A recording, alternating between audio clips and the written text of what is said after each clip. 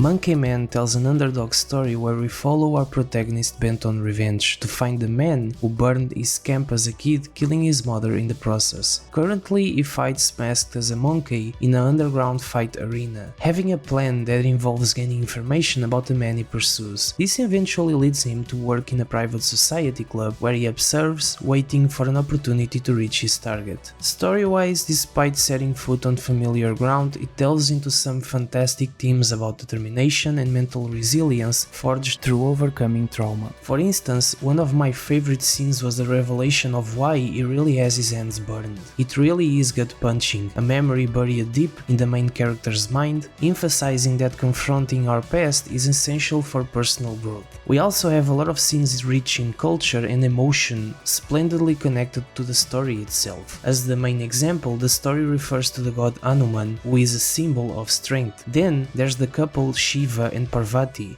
whose reunion is marked by universal creation and balanced energy. Thank you, Google. Shiva stands for change, transformation and deep thinking, whereas Parvati represents love, growing thanks, devotion and balance to Shiva's purpose. Thank you again, Google. How does this tie into the main character's quest? Well, Hanuman serves as a clear inspiration, sharing many parallels with the concept of the Monkey Man, embodying the core values of strength and vitality associated with the god. The protagonist must strengthen himself through rigorous training and confront his inner struggles, echoing elements of Shiva's journey with deep reflection. And to add emotional balance to this transformation, there's Parvati, representing the joyful memories of childhood spent beside his mother. This movie elevates the main character at the end in a badass way, being a constant crescendo that explodes in the third act in all its glory. The best parts of its cinematography are surely the color palette, the music, and the darker tone crafted with very unique artistic choices that enrich everything with badass aesthetics. The fight scenes in this film are a mixed bag aside from the final ones, often resulting in setbacks for our lead. I have a love and hate relationship with this aspect.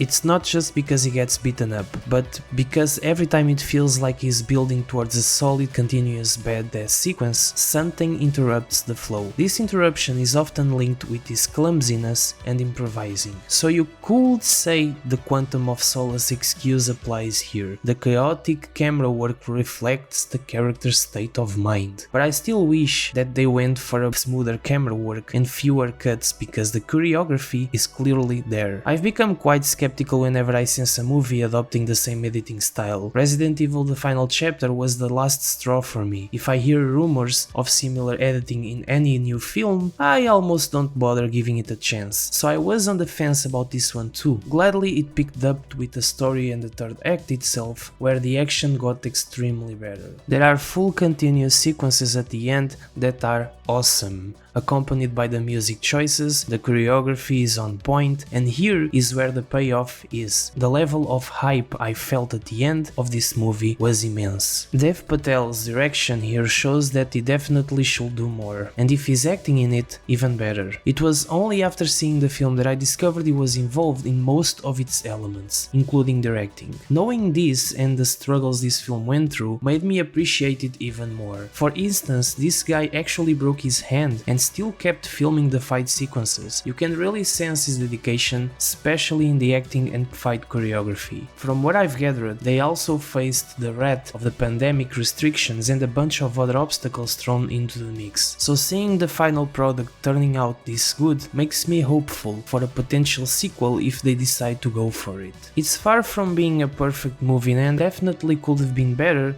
in terms of camera work and editing on fight sequences, but the payoff at the end and the story sure made it above average. I totally recommend it if you're eager to see these types of films. Have you seen Monkey Man? What did you think of it? Let me know. Also, if you found my channel and you like what I do here, consider subscribing and we'll see each other in the next video. See ya.